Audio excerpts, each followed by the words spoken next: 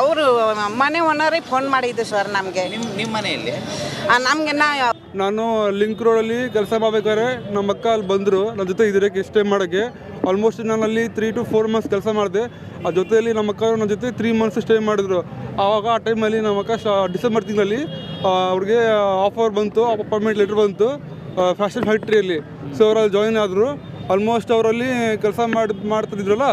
So ನಮಗೆ ಇಲ್ಲಿಂದ ಕೆಲಸ ಅಲ್ಲಿ ನಾವು ರಿಸೈನ್ ಮಾಡಿ ನಾನು ಬ್ಯಾಕ್ ಕಡೆ ಹೊರಟೋಗ್ಬಿಟ್ಟೆ, ಸರಿನಾ. ಅದಾದಮೇಲೆ ಇವರು ನಮ್ಮ ಅಕ್ಕ ಮಾಡಿದ್ರು, ಅಲ್ಲಿ ಹಿಂದಗಡೆ ಗೊಟ್ಟಲಿ ಪಾಯಸಲ್ಲಿ ಬಾಡಿಗೆ ಮನೆ ಮಾಡ್ಕೊಂಡು ಅಲ್ಲಿ ಸ್ಟೇ ಮಾಡಿದ್ರು ಅವರು, ಸರಿನಾ. ಸೊ ಅಲ್ಲಿ ಸ್ಟೇ ಮಾಡ್ಬೇಕಾದ್ರೆ ಅವರು ಅಲ್ಲಿ ಫ್ರೆಂಡ್ಸ್ ಎಲ್ಲ ಮಾಡ್ಕೊಂಡಿದ್ದಾರೆ. ಯಾವ್ದು ಜಗಳ ಮಾಡಿದ್ರು ನನಗೆ ಗೊತ್ತಿಲ್ಲ. ಬಟ್ ನಾನು ಆಲ್ಮೋಸ್ಟು ಪೂಜಾ ಮತ್ತು ಕಾಜಲು ಅವ್ರು ಪರಿಚಯ ಆದರು. ಮತ್ತು ಎಷ್ಟೊಂದು ಜನ ಹುಡುಗರಿದ್ರು, ಅವರು ತುಂಬ ಕಾಲ್ ಮಾಡ್ತಾಯಿದ್ರು. ಯಾರೋ ಜೊತೆ ಜಗಳ ಆಗಿದೆ ಅದು ನನಗೆ ಗೊತ್ತಿಲ್ಲ. ಬಟ್ ಆಮೇಲೆ ಎಷ್ಟು ಈಗ 1 month ಜುಲೈ ತಿಂಗಳಲ್ಲಿ ನಾನು 22ಗೆ ನಾನು ಅಕ್ಕ ಮನೆಗೆ ಹೋದೆ. ಆಲ್ಮೋಸ್ಟ್ ನಾನು ಅಕ್ಕ ಜೊತೆ ನಾನು 3 to 4 weeks ಸ್ಟೇ ಮಾಡಿದೆ ಅಕ್ಕ ಜೊತೆ. ನಮ್ಮ ಜೊತೆ ನನ್ನ ವೈಫ್ ಬೇರೆ ಇದ್ದರು, ಸರಿನಾ. ಅದಾದಮೇಲೆ ನಾನು ಕಾಯಲ್ಲಿ ಬಿದ್ದೆ. ನಮ್ಮ ವೈಫ್ದು ಪ್ರೆಗ್ನೆಂಟ್ ಇದ್ದಾರಲ್ಲ, ಸ್ಕ್ಯಾನ್ ಮಾಡಬೇಕಂತ ನಾವು ಅಲ್ಲಿಂದ ನನ್ನ ಮಂಗಳ ಹೊರಟೋಗ್ಬಿಟ್ಟು. ಆಮೇಲೆ ರಕ್ಷಾಬಂಧನ ಬಂತು August 15 ಅಕ್ಕ ತುಂಬ ಒಳ್ಳೆ ಡ್ಯಾನ್ಸ್ ಪ್ರಾಕ್ಟೀಸ್ ಮಾಡಿಬಿಟ್ಟು ಎಲ್ಲ ಪಾರ್ಟಿ ಮಾಡೋಣ, ಎಲ್ಲ ಫಂಕ್ಷನ್ ಆಗುತ್ತೆ ಅಂತ ಫ್ಯಾಷನ್ ಫ್ಯಾಕ್ಟ್ರಿಯಲ್ಲಿ ಎಲ್ಲ ಪ್ಲ್ಯಾನ್ ಮಾಡಿ ವಿಡಿಯೋ ಎಲ್ಲ ತೋರಿಸ್ಬೇಕಾದ್ರೆ ಇದೇನಂತ ಡ್ಯಾನ್ಸ್ ಎಲ್ಲ ಮಾಡಿದ್ರು. ಆಮೇಲೆ ಅದೇನೋ August 15 ಕ್ಯಾನ್ಸಲ್ ಆಯಿತು ಅಂತ ಅಕ್ಕ ಹೇಳಿದ್ರು ನಮಗೆ. ಸೊ ಆ ಟೈಮಲ್ಲಿ ಅಕ್ಕ ಇದು ಸೇಲ್ಸ್ ಲೇಡಿ. ಆಮೇಲೆ ಈಗ ಅವರು ಟೀಮ್ ಲೀಡರ್ ಆಗಿದ್ರು, TL ಆಗಿದ್ದರು ಅಲ್ಲೇ ಫ್ಯಾಷನ್ ಫ್ಯಾಕ್ಟ್ರಿಯಲ್ಲೇ. ಸೊ ಅವ್ರ ಜೊತೆ ಅಂಡರ್ ತುಂಬ ಜನ ಹುಡುಗರು ಕೆಲಸ ಮಾಡ್ತಾಯಿದ್ರು. ಅಲ್ಲಿಂದ ಜಾಸ್ತಿ ಈಗ ಅಂದರೆ ಈಗ ಅವ್ರ ಮ್ಯಾನೇಜರ್ಸು ಡೌಟ್ ಇದ್ದಿದ್ದ ಮ್ಯಾನೇಜರ್ಸು ಅವ್ರ ನಂಬರ್ ಕೊಟ್ಟೆ. ನಾನು ಹಳೆ ಮ್ಯಾನೇಜರ್ ಇದ್ರು ಶಶಿಧರ್ ಅಂತ. ಯಾರು ಅಷ್ಟಾಫ್ ಗೊತ್ತಿಲ್ಲ. ಆ್ಯಕ್ಚುಲಿ ಒಬ್ಬ ಮುಸ್ಲಿಂ ಹುಡುಗ ಇದ್ದ, ಅವನ ಜೊತೆ ಮಾತಾಡ್ತಿದ್ರು. ಇನ್ನೊಬ್ರು ಯಾರ್ಯಾರು ಇರಿದ್ರು ಹೆಸರು ಎಲ್ಲ ಗೊತ್ತಾಗ್ತಾ ಇದೆ. ಸ್ನೇಹಿತರ ಜೊತೆ ಎಂಜಾಯ್ ಮಾಡ್ತಾ ಇದ್ದಂತಹ ಮಹಾಲಕ್ಷ್ಮಿ ಕುಣಿತದ ಎಕ್ಸ್ಕ್ಲೂಸಿವ್ ದೃಶ್ಯ ರಿಪಬ್ಲಿಕ್ ಕನ್ನಡದ ಬಳಿ ಇದೆ. ಸ್ನೇಹಿತೆಯರ ಜೊತೆ ಡ್ಯಾನ್ಸ್ ಪ್ರಾಕ್ಟೀಸ್ ಮಾಡಿದಂತಹ ಮಹಾಲಕ್ಷ್ಮಿ ಪ್ರತಿಷ್ಠಿತ ಮಾಲ್ ಒಂದರಲ್ಲಿ ಡ್ಯಾನ್ಸ್ ಪ್ರಾಕ್ಟೀಸ್ ಮಾಡ್ತಾ ಇದ್ದಂಥ ವಿಡಿಯೋ ರಿಪಬ್ಲಿಕ್ ಕನ್ನಡಕ್ಕೆ ಲಭ್ಯವಾಗಿದೆ.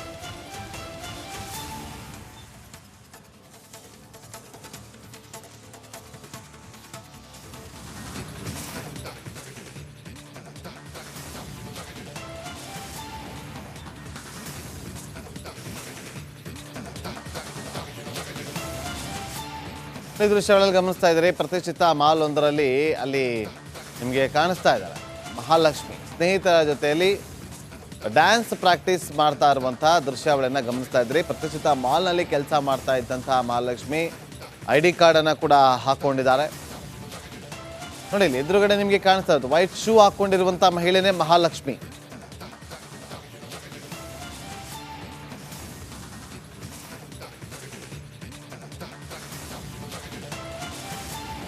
ನೋಡಿ ಸ್ನೇಹಿತರ ಜೊತೆ ಎಂಜಾಯ್ ಮಾಡಿಕೊಂಡಿದ್ದಂತಹ ಮಹಾಲಕ್ಷ್ಮಿ, ಬಿಂದಾಸ್ ಆಗಿದ್ದಂತಹ ಮಹಾಲಕ್ಷ್ಮಿ.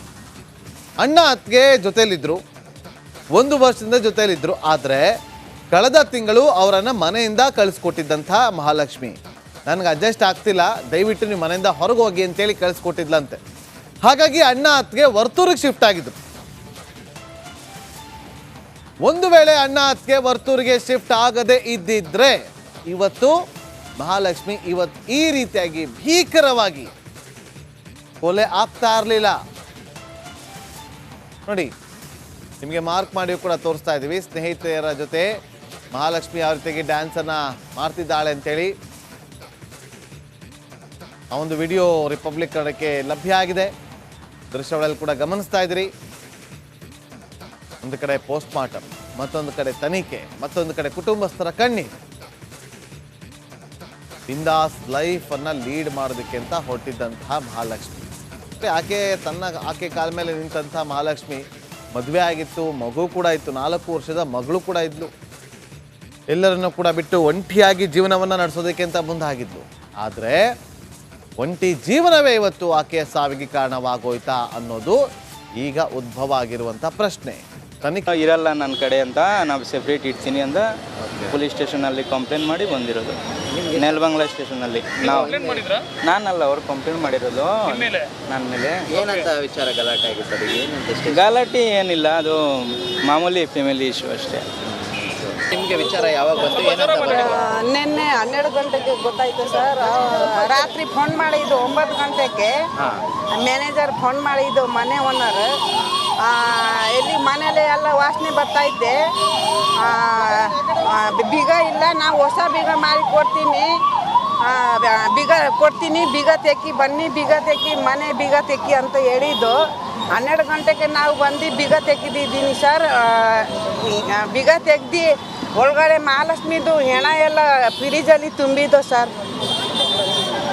ಏನು ಕಾರಣ ಅಂತೇಳಿ ನಿಮ್ಮ ಮಗಳು ಲಾಸ್ಟ್ ಟೈಮ್ ಯಾವಾಗ ನೀವು ಭೇಟಿ ಮಾಡಿದ್ರಿ? ಅವರು ಲಾಸ್ಟ್ ನಮಗೆ ಇದು ರಾಖಿ ಹಬ್ಬ ದಿನ ಲಾಸ್ಟ್ ನೋಡಿದ್ದೆ ಸರ್. ಅವಾಗಂತ ಫೋನ್ ಸ್ವಿಚ್ ಆಫ್ ಬಂದಿದ್ದು. ಯಾರ ಮೇಲೆ ಡೌಟ್ ಇದೆಯಾ? ಯಾರು ಮಾಡಿದ್ದಾರೆ ಏನು ಅಂತೇಳಿ? ಏನು ಗೊತ್ತಿಲ್ಲ ಸರ್. ಅವರು ಫ್ರೆಂಡ್ಗಳು ಎಲ್ಲ ಏನೋ ಎಲ್ಲ ಗೊತ್ತಿಲ್ಲ ನಮಗೆ. ಆಮೇಲೆ ಅವ್ರ ಹಸ್ಬೆಂಡ್ ಕೂಡ ಒಂದಿಷ್ಟು ಹೇಳ್ತಾರೆ ಬೇರೆಯವ್ರ ಜೊತೆ ತುಂಬ ಕ್ಲೋಸ್ ಆಗಿದ್ರು ಅಂತೇಳಿ. ಅವ್ರ ಮೇಲೆ ಏನಾದರೂ ನಿಮ್ಗೆ ಅನುಮಾನ ಇದೆ? ನೀವು ಅವ್ರನ್ನ ಯಾವತ್ತಾರು ನೋಡಿದ್ರೆ ಹೇಗೆ? ಏನೋ ಸರ್, ಅವ್ರು ಆಗಿರ್ಬೋದು. ನಾನು ಹೋಗ್ತಾಗಿಲ್ಲ, ಬರ್ತಾಗಿಲ್ಲ ಇಲ್ಲಿ ಜಾಸ್ತಿ. ಅವರು ಮನೆ ತವ ನಾನು ಬಂದಿಲ್ಲ, ಅವರು ಬರ್ತಿಗಿಲ್ಲ ಮನೆಗಡಕ್ಕೆ. ಇಲ್ಲ, ಬಟ್ ಎಷ್ಟು ಜನ ಗೊತ್ತಿತ್ತು ಅವ್ರಿಗೆಲ್ಲ ಹೇಳಿದ್ದೀನಿ. ನಿನ್ನೆ ಗೊತ್ತಾಗಿರೋದು, ನಿನ್ನೆ ಮಧ್ಯಾಹ್ನ ಗೊತ್ತಾಯ್ತು. ಜೋರಕ್ಕೆ ಗೊತ್ತಿಲ್ಲ ಸರ್ ಯಾರು ಮಾಡಿದ್ದಾರೆ, ಅವ್ರಿಗೆ ಶಿಕ್ಷೆ ಆಗ್ಬೇಕು ಸರ್.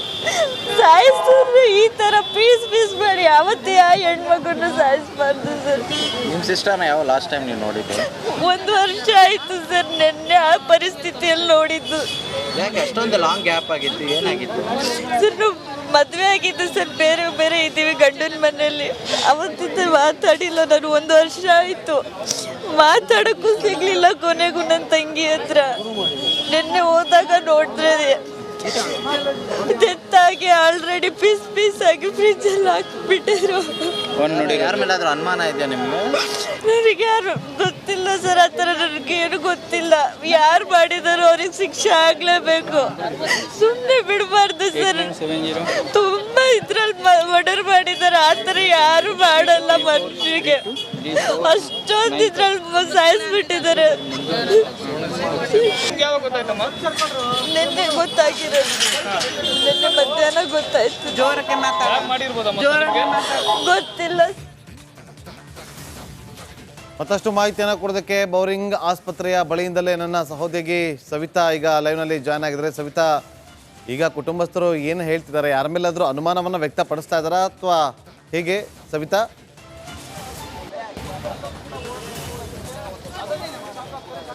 ನಾಗೇಂದ್ರ ಬಾಬು, ಮಹಾಲಕ್ಷ್ಮಿಯ ಹತ್ಯೆ ಏನಿದೆ, ತುಂಡರಿಸಿ ಸಿಕ್ಕಂತಹ ಫ್ರಿಡ್ಜ್ನಲ್ಲಿ ಸಿಕ್ಕಂತಹ ದೇಹವನ್ನು ನೋಡಿ ಕುಟುಂಬಸ್ಥರು ಕಂಗಾಲಾಗಿ ಹೋಗಿದ್ದಾರೆ. ಈಗಷ್ಟೇ ಬೌರಿಂಗ್ ಆಸ್ಪತ್ರೆಯ ಶವಾಗಾರಕ್ಕೆ ಬಂದು ಈ ಮರಣೋತ್ತರ ಪರೀಕ್ಷೆಗೆ ಯಾವೆಲ್ಲ ಪ್ರೊಸೀಜರ್ ಇದೆ ಅದನ್ನೆಲ್ಲವನ್ನು ಮಾಡಲಿಕ್ಕೆ ಕುಟುಂಬಸ್ಥರು ಪೊಲೀಸರೊಟ್ಟಿಗೆ ಬಂದಿದ್ದಾರೆ. ಪ್ರಮುಖವಾಗಿ ಅವರ ಪತಿಯನ್ನು ಮಾತಾಡಿಸಿದಾಗ ಒಂದಿಷ್ಟು ಮಾಹಿತಿಯನ್ನು ಹಂಚಿಕೊಂಡ್ರು. ಅಂದರೆ ಕಳೆದ 9 ತಿಂಗಳಿಂದ ನಾವು ದೂರ ಇದ್ವಿ, 5-6 ವರ್ಷ ಆಗಿತ್ತು ಮದುವೆ ಆಗಿ. ಸೊ 9 ತಿಂಗಳಿಂದ ನಾವು ದೂರ ಇದ್ವಿ. ಬೇರೊಬ್ಬರ ಒಟ್ಟಿಗೆ ಸಲುಗೆ, ಆತ್ಮೀಯತೆ, ಓಡಾಟ ಎಲ್ಲವೂ ಇತ್ತು. ಆದ ಕಾರಣ ಮನಸ್ತಾಪ ಕೂಡ ಫ್ಯಾಮಿಲಿಯಲ್ಲಿತ್ತು. ಅವರು ನೆಲಮಂಗಲದಿಂದ ಈಗ ಮುನೇಶ್ವರ ಬ್ಲಾಕಲ್ಲಿ ಬಂದು ನೆಲೆಸಿರೋದು ನನಗೆ ಗೊತ್ತಿರಲಿಲ್ಲ. ಬಹುತೇಕ ಅವರು ಯಾವ ಏರಿಯಾದಲ್ಲಿದ್ದಾರೆ, ಅವ್ರ ಮನೆ ಎಲ್ಲಿತ್ತು ಅನ್ನೋದು ಕೂಡ ನನಗೆ ಗೊತ್ತಿರಲಿಲ್ಲ ಅನ್ನೋ ಮಾಹಿತಿ ಕೂಡ ನೀಡಿದರು.